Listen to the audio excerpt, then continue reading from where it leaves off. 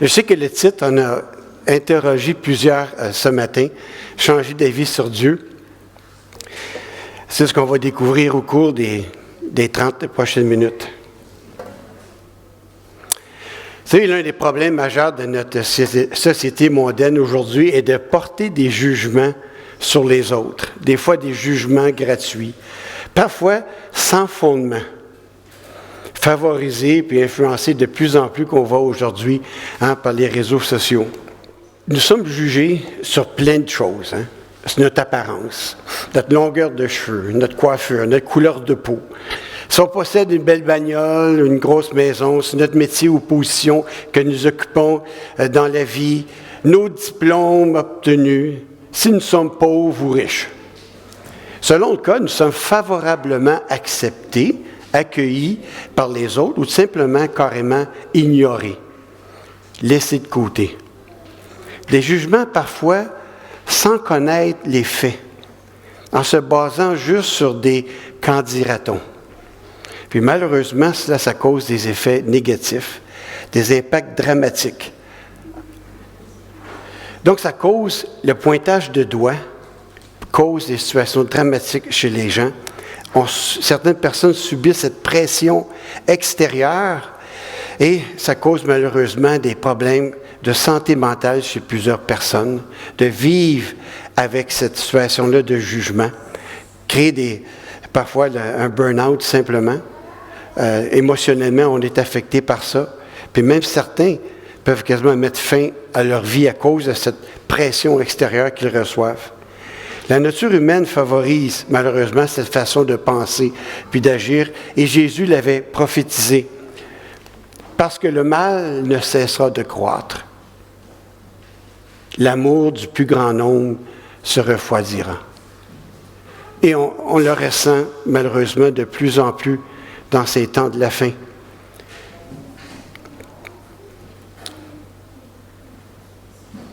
Il est important donc de comprendre comment Dieu, lui, nous voit et de réaliser de plus en plus qui il est, comment il agit afin que notre foi soit fortifiée et qu'elle ne soit pas affectée par tout ce qui se passe dans le monde qui nous entoure, par la pression extérieure, comment les gens du monde nous voient.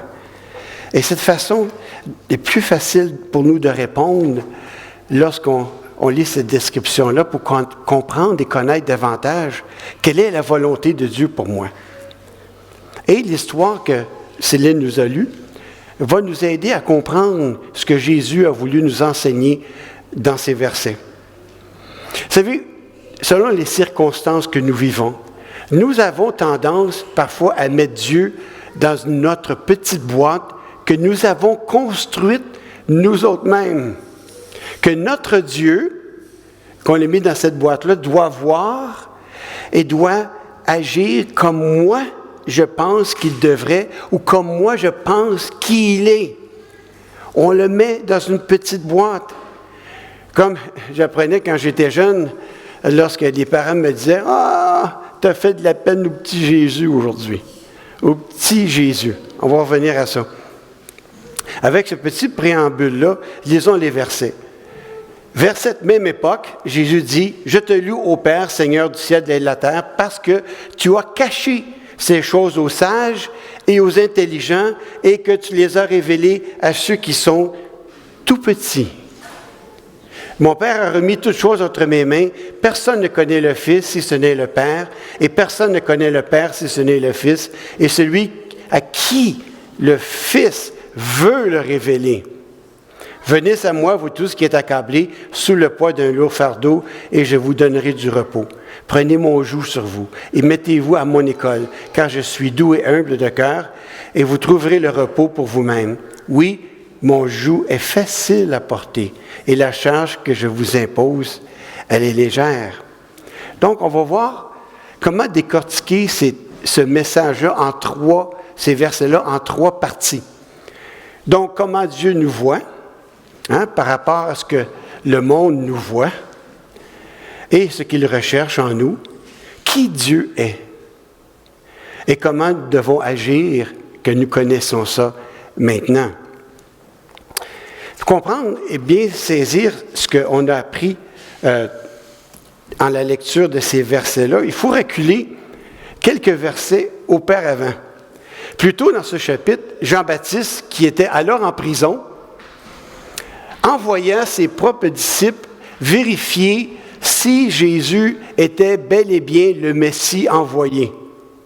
Ils avaient, lorsqu'il était en prison, entendu toutes sortes de rumeurs sur Jésus, comme quoi il s'assoyait avec des pécheurs, puis avec des collecteurs d'impôts. Et Jésus, lui, lorsqu'il reçoit les disciples de Jean, il les retourne de nouveau à Jean en disant ceci. Et Jésus leur répondit, « Retournez auprès de Jean en prison et racontez-lui, les aveugles voient, les paralysés marchent normalement, les lépreux sont purifiés, les sourds entendent, les morts ressuscitent. La bonne nouvelle est annoncée aux pauvres. Heureux celui qui ne perdra pas la foi à cause de moi, à cause de ce que les gens disaient de Jésus, qui il était. » Jésus a répondu de cette façon-là parce que c'était bien plus facile de dire à Jean, voici ma liste de toutes mes réalisations, là, de toutes mes attestations, tout ce que j'ai fait, regarde, ça prouve que je suis le Messie. Mais tout de suite après, Jésus profite de cette occasion-là, suite à ce qu'il a dit à Jean, de parler à Jean, de parler de Jean. Comme les envoyés s'en allaient, les disciples de Jean-Baptiste, Jésus saisit cette occasion pour parler de Jean à la foule. Qu'est-ce que vous êtes allés voir au désert? Qui avez-vous été voir au désert? Leur demanda-t-il. Un roseau agité, ça et là par le vent? Oui, qui donc êtes-vous venus voir? Un homme habillé avec élégance? Généralement, ceux qui sont élégamment vêtus vivent dans les palais royaux. Mais qu'est-ce que vous donc allez voir au désert? Qui a vraiment vous intéressait d'aller voir au désert? Quelqu'un de raffiné, de charmant? Je ne penserais pas. Ce n'est pas manifestement ce qu'ils ont vu. Ils ont vu un Jean-Baptiste qui avait l'air beaucoup plus d'un vagabond, dans notre terme, nous, aujourd'hui, un pouilleux. Rien pour impressionner la galerie. Mais qui avez-vous été voir? Quelqu'un comme ça? C'est ça qui vous intéresse? Ce que Jésus a en tête, c'est plus qu'est-ce que Jean-Baptiste a dit. Les gens percevaient, encore une fois, ce qu'ils voyaient. C'est quand même impressionnant que ce type, Jean-Baptiste, fut choisi. On sait depuis l'Esprit Saint a intervenu avec Élisabeth et Zacharie, que ce type fut choisi pour la plus grande mission de l'Évangile, celui de préparer le chemin pour Jésus, d'annoncer sa venue et l'Évangile. Si ça avait été de nous, là, on a dit, OK, Jacques, il faut que tu choisisses le prochain qui va annoncer la venue de Jésus. Mettons, sur quels critères est-ce qu'on serait basé dans notre entrevue? On aurait-tu décortiqué quelqu'un qui, peut-être qui, comme Jésus a dit, qui s'est bien habillé, bien mis, un beau vocabulaire, des diplômes gros comme ça, puis envoyez donc.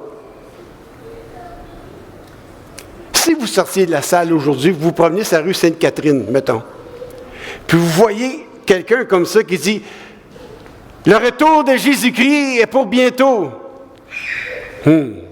Il est un peu fêlé, ça. Il est un peu fêlé sur les bords. Voyez-vous la perception que nous avons. Et tout de suite après, Jésus, lorsqu'il parle de Jean-Baptiste, puis comment Jean-Baptiste a été reçu à cause de son apparence, etc., beaucoup plus sur qu'est-ce qu'il disait, bien, Jésus a subi le même traitement, lui aussi. Le Fils de l'homme est venu, tout de suite après. On est toujours dans le contexte avant, les quelques versets avant notre lecture du thème. Le Fils de l'homme est venu, il mange et il boit. Et les gens disent, regardez cet homme, pense seulement à manger et à boire. Il est l'ami des employés des impôts et des pécheurs. Ça, c'est le réseau social de l'époque, là. Les gens parlaient, là. Hey, Jésus, il pense juste à boire. Il pense juste à manger, à s'empiffrer, puis avoir du fun avec les collecteurs d'impôts. Mais, ce gros mais, quand on voit ce que fait la sagesse de Dieu, on reconnaît qu'elle agit bien. Qu'elle agit bien. Et ça nous amène au premier point. Comment Dieu, lui, nous voit-il? Comme nous venons de lire selon les regards humains, le tape à l'œil, sur le paraître, ou selon la sagesse divine. Deux mondes. Mais aujourd'hui, dans notre monde moderne, on est fasciné par ceux qui réussissent. On est fasciné par ceux qui ont acquis des fortunes.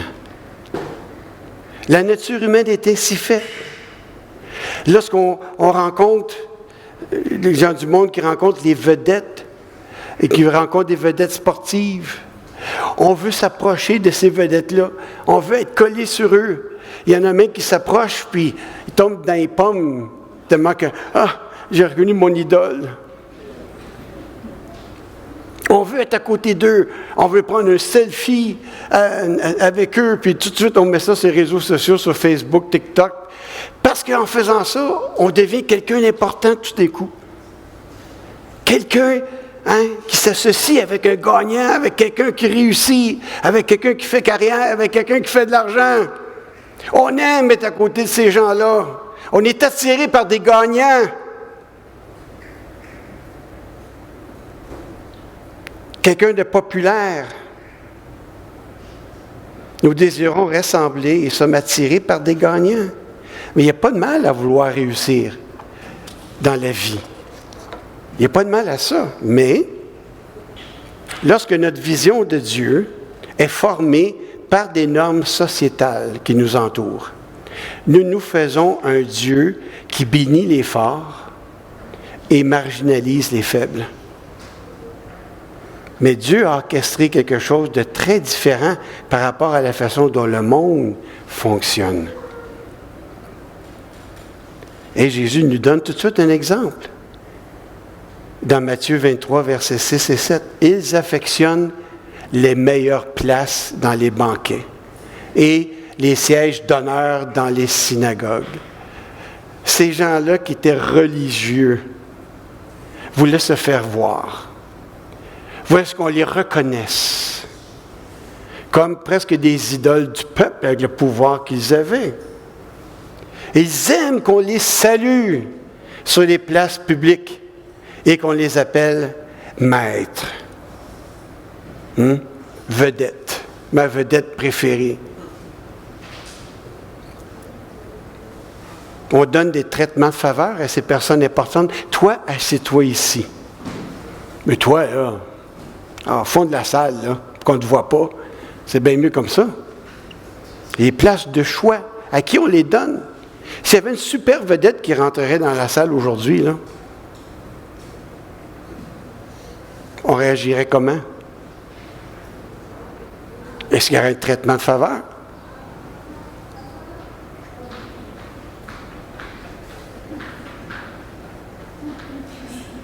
Jésus, à l'époque, désignait spécifiquement les personnes qui, d'un côté, étaient les plus admirées de cette époque. C'est-à-dire, comme on l'a lu, celles qui étaient intelligentes, qui étaient sages, qui étaient instruits, des soi-disant brillants religieux. Puis, d'un autre côté, les tout-petits. Les tout-petits. Puis quand Jésus parlait des tout-petits, ce n'est pas un tout-petit de taille, là. T'es moins que rien, eux et lui. Dans quelle catégorie êtes-vous? Dans les tout-petits? Petits? Ou dans les grands de ce monde? C'est important de comprendre ça. Voyons l'exemple que Roger a utilisé la semaine dernière. Vers cette même époque, dans Matthieu 11, verset 25, Jésus dit « Je te loue au Père, Seigneur du ciel et de la terre. » Ça, c'est le verset thème. Si on lit juste la première partie, « Parce que tu vas cacher ces choses aux sages et aux intelligents, et que tu l'as révélé à ceux qui sont tout petits. » Oui, Père, car dans ta bonté, c'est ce que tu as voulu.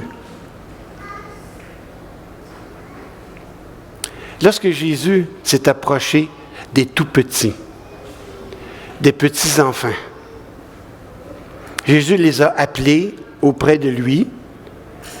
Il a fait cette rencontre avec eux pour donner une leçon extrêmement importante. Et on voit ça dans Matthieu 18, le verset 3. Vraiment, je vous l'assure, si vous ne changez pas et ne devenez pas comme des petits-enfants, vous n'entrerez pas dans le royaume des cieux. C'est pourquoi le plus grand dans le royaume des cieux est celui qui s'abaisse comme cet enfant. L'enfant est venu à Jésus avec confiance et avec humilité. La vie d'un enfant, là, c'est pas supposé être compliqué. Notre vie, là, c'est pas supposé être compliqué. Le terme « enfant » mentionné dans ce verset signifie des gens qui, tout comme les enfants, ont une attitude ouverte. Ils sont réceptifs et enseignables. Ils veulent découvrir et ils sont émerveillés par tout ce qu'ils découvrent. Un enfant sait qu'il ne sait pas tout.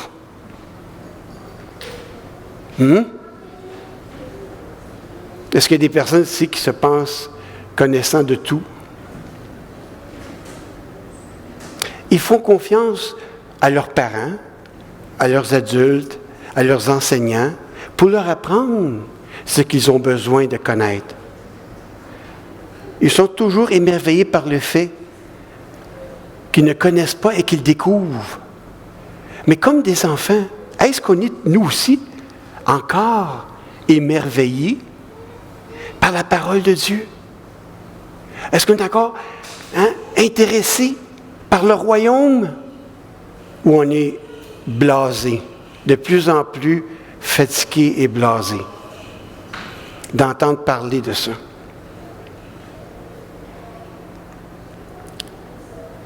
En qui plaçons-nous notre confiance? En tant que son enfant, prenons-nous nos repères dans le monde ou dans ce que l'Esprit nous révèle?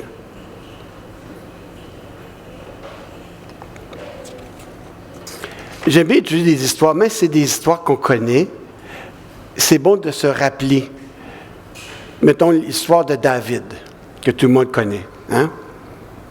Mais Dieu envoya le prophète Samuel chez Jesse pour trouver un successeur au roi Saül. Donc Jesse, avec ses fils, et les fit pavaner devant Samuel. Mais Jesse, le père, était certain qu'Éliab, son fils aîné, serait naturellement choisi.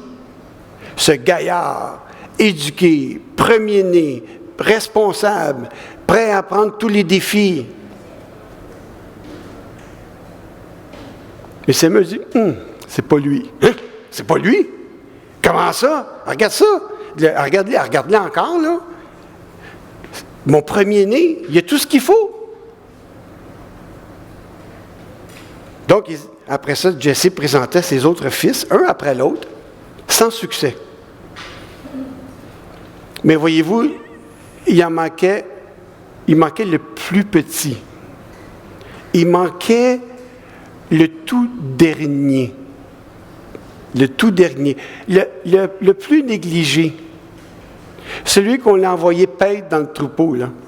Loin, pour pas qu'il dérange la réunion importante qui avait lieu. On l'a envoyé dans le champ avec les troupeaux. Paître en tant que berger, qui était à cette époque-là le travail le plus bas qu'on pouvait trouver dans ce temps-là.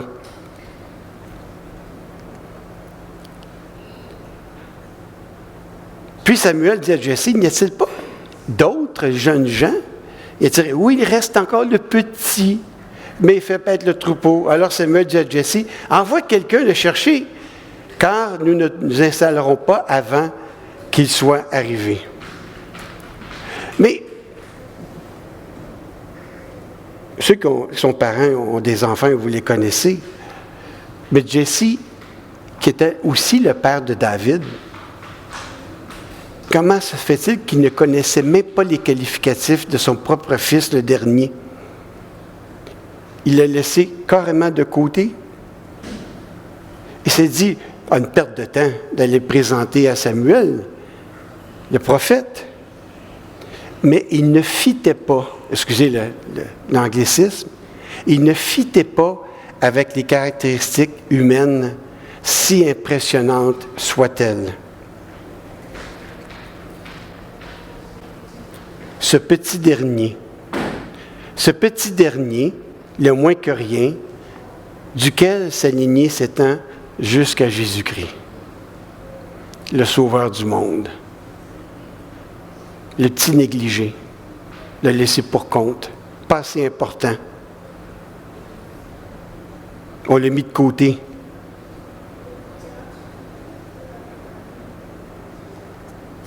Mais voici comment Dieu, lui, a vu les choses. Mais l'Éternel lui dit, ne te laisse pas impressionner par son apparence physique. Il parlait du premier-né de Jesse et sa taille imposante, car ce n'est pas lui que j'ai choisi. Je ne juge pas de la même manière que les hommes. L'homme ne voit que ce qui frappe les yeux, comme on l'a vu tout à l'heure. Mais l'Éternel regarde au cœur. Est-ce que parfois, vous vous sentez non qualifié pour avoir été choisi par Dieu? Est-ce que vous avez cette impression-là parfois? On sent un petit peu comme un imposteur, dans un sens. Moi? Tu m'as choisi, moi? Parce que nous comparons toujours avec les qualificatifs du monde et non pas comment Dieu, lui, nous voit. Dieu nous voit avec une autre paire de yeux que ceux que le monde nous entoure. Dieu a bien dit que les derniers seraient les premiers et aussi, comme on l'a vu dans notre verset thème, que tu les as révélés à ceux qui sont tout petits. Les derniers, selon les critères du monde, seront considérés comme premiers selon la sagesse de Dieu.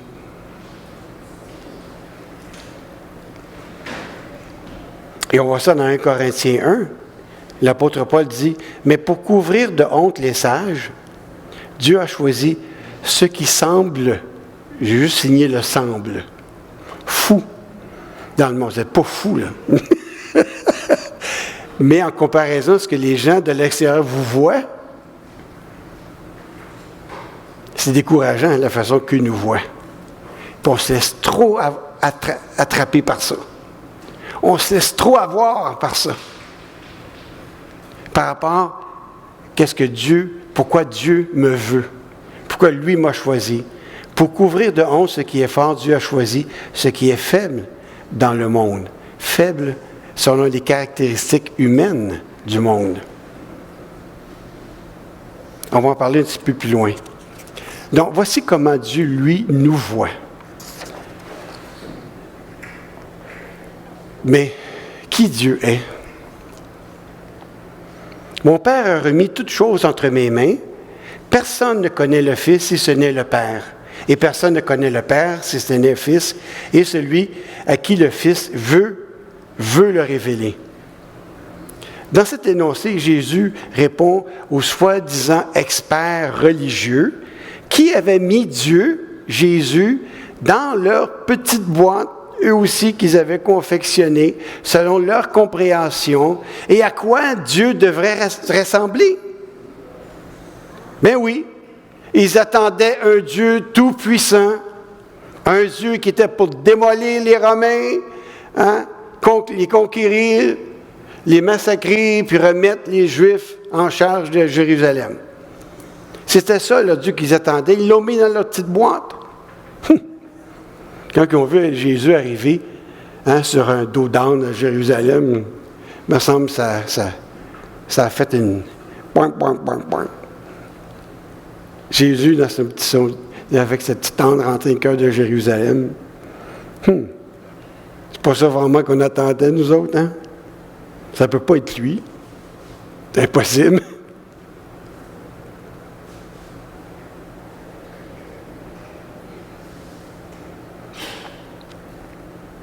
Puis dans ce verset, Jésus, en plus, se met au même niveau que son Père. Que son Père est comme lui, et lui, il est comme son Père. Scandale! Scandale! Qui se met au même niveau que le Père, puis il est accusé de blasphème. Ils n'ont pas compris qui est Dieu. Jésus leur apporte cette révélation. Les sages et les érudits pensaient qu'en raison de leur sagesse et de leur intelligence, ils avaient une connaissance de Dieu bien plus supérieure à celle des autres.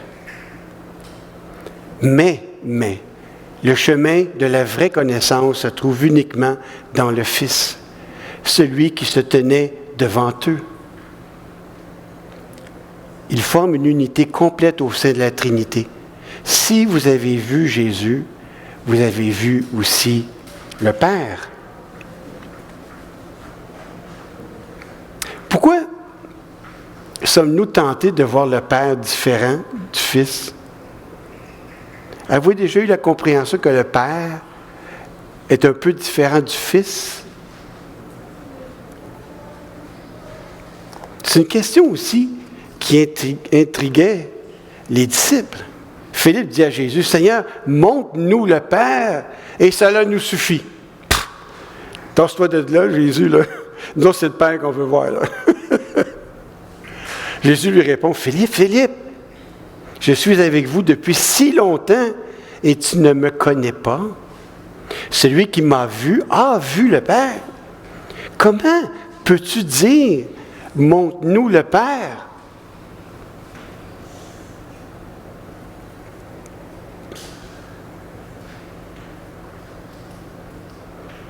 Philippe s'attendait de voir quelqu'un de différent avec le Père, ou même supérieur dans la hiérarchie.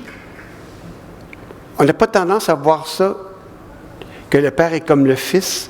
Si on sait qui est le Fils, on sait qui est le Père.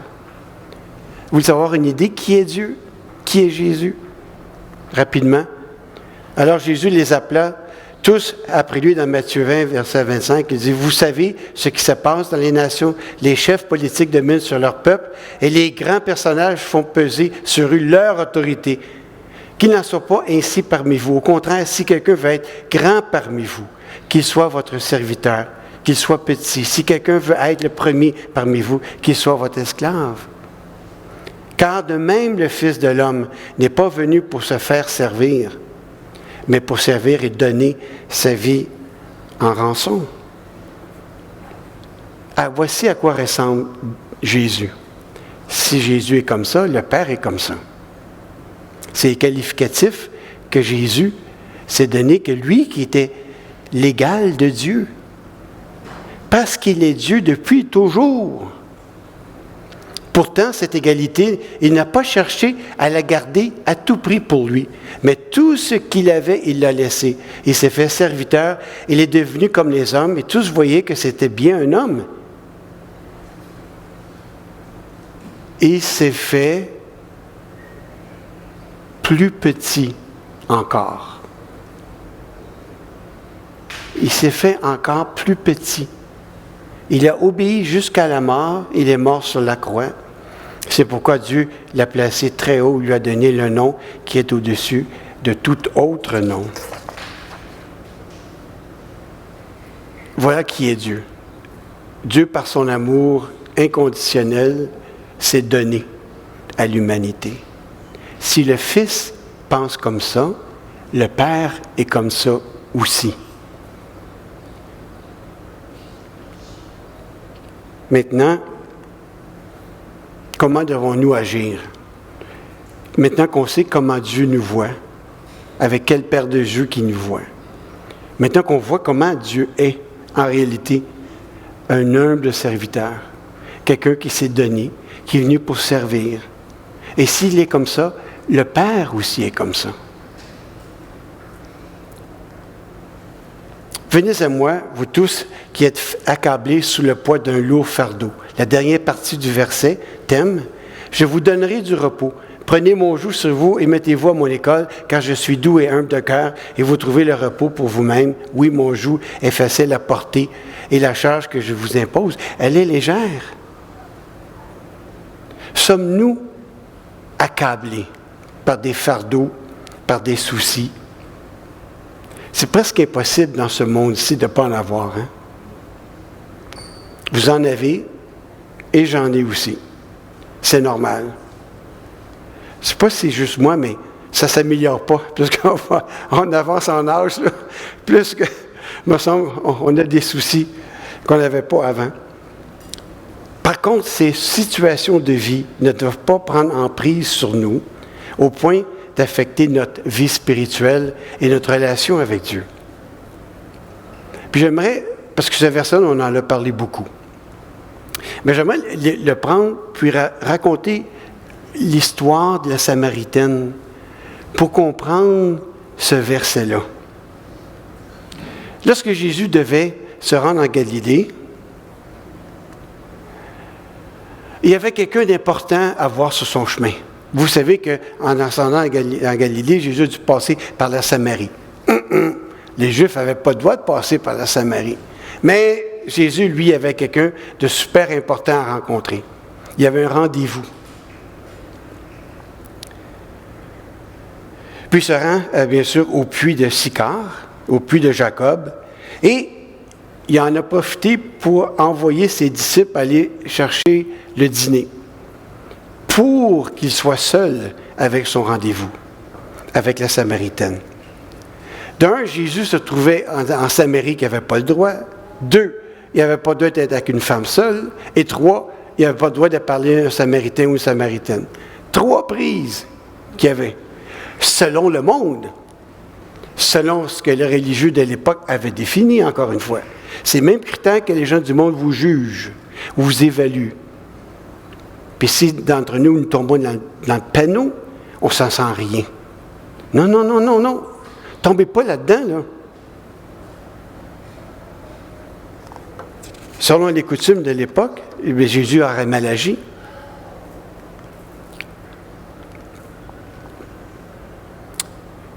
Jésus lui répond, « Tu ne connais pas le don de Dieu?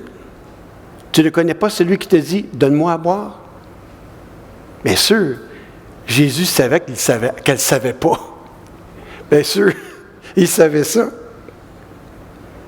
Mais Jésus lui répond, « Si quelqu'un boit de cette eau, il aurait encore soif. Mais s'il boit de l'eau que je lui donnerai, il n'aurait plus jamais soif. Au contraire, l'eau que je lui donnerai deviendra en lui une source d'eau de vie avec Dieu pour toujours. » La femme lui répondit, « Seigneur, donne-moi de cette eau, alors je n'aurai plus soif et je n'aurai plus besoin de venir ici prendre de l'eau. » Alors Jésus lui dit, « Mais appelle ton mari. » Elle lui répond, « Je n'ai pas de mari. » Hein? Et Jésus lui dit, « Tu as raison de dire que tu n'as pas de mari. Tu en as eu 5. Puis celui avec qui tu vis, c'est même pas ton mari. » Scandale à l'époque, selon les critères des gens. Scandale. En parlant à cette personne, par rapport au nombre de l'époque, ou même de notre société d'aujourd'hui, comment se fait-il que Jésus annonce la venue du Saint-Esprit à cette première personne-là?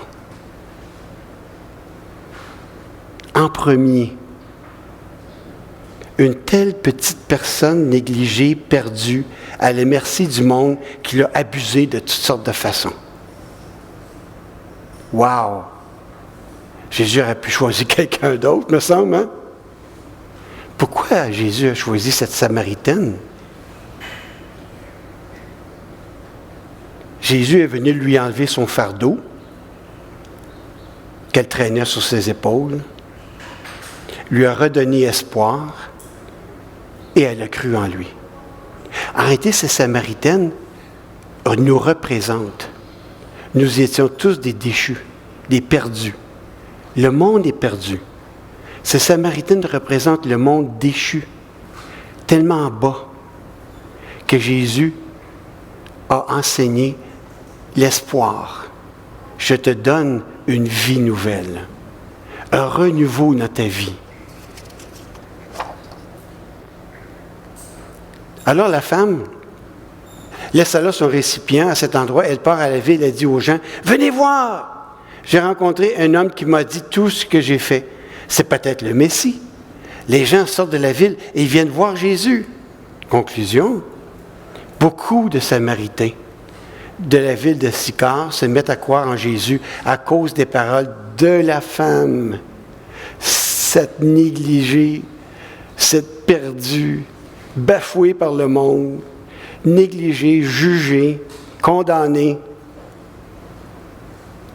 Il l'a ressorti. Il lui a refait revivre. En effet, elle leur a affirmé, « Cet homme a dit tout ce que j'ai fait. » Quand les gens arrivent auprès de Jésus, ils lui demandent, « Reste chez nous. » Et pendant 2 jours, Jésus restait là. Alors les Samaritains sont encore plus nombreux à croire en lui, parce que c'est lui-même qui leur parle. Ils disent à la femme, « Maintenant, nous ne croyons plus seulement à cause de ce que tu as dit, mais nous l'avons entendu nous-mêmes et nous le savons. » Nous le savons. Le savez-vous? Le Sauveur du monde, alors qu'il nous a pris, alors qu'on est des riens. Puis il a fait de nous, de petits jusqu'aux grands. Jésus est venu enlever le fardeau que cette femme portait, de tout ce que le monde autour lui enseignait, lui disait qui elle était. Elle est libérée du poids énorme. Elle qui n'était rien, fut acceptée telle qu'elle était, malgré sa condition par notre Seigneur. Il lui a donné son fardeau et par l'Esprit, elle est née de nouveau. Une nouvelle naissance, un nouveau départ. C'est quelque chose à nous rappeler quand nous vivons des moments difficiles. Qui nous juge? Le Christ est même venu, il n'a même pas jugé le monde. Mais nous laissons influencer par tout ce que l'extérieur nous dit. Comme dernier verset, l'apôtre Paul nous dit dans 2 Corinthiens 12, « il m'a répondu, ma grâce te suffit. C'est dans la faiblesse que ma puissance se manifeste pleinement. C'est pourquoi je me vanterai plutôt de mes faiblesses, afin que la puissance de Christ repose sur moi. » Résistons, mes bien-aimés, à la pression extérieure que le monde nous pointe avec leurs doigts méchants. On se base sur ces qualificatifs-là pour définir qui nous sommes. Il y a quelqu'un qui vous a vu, qui a cru en vous, qui a mis votre confiance en vous, qui a vu votre cœur, qui a vu que vous étiez simple, qui a vu que vous étiez humble. Dieu travaille avec vous. Il a reconnu ça en vous. Il l'a vu. Et vous l'avez accepté. Maintenant que nous savons comment Dieu agit, comment Dieu est lui-même humble, serviteur, que par amour, il a donné sa vie, nous devons faire de même. Et si nous comprenons cela, nous ne serons pas affectés par les fardeaux de cette vie. Nous devons réévaluer parfois nos priorités pour garder une vie simple. Venez à moi, parce que mon fardeau est léger. C'est ce qu'il nous dit.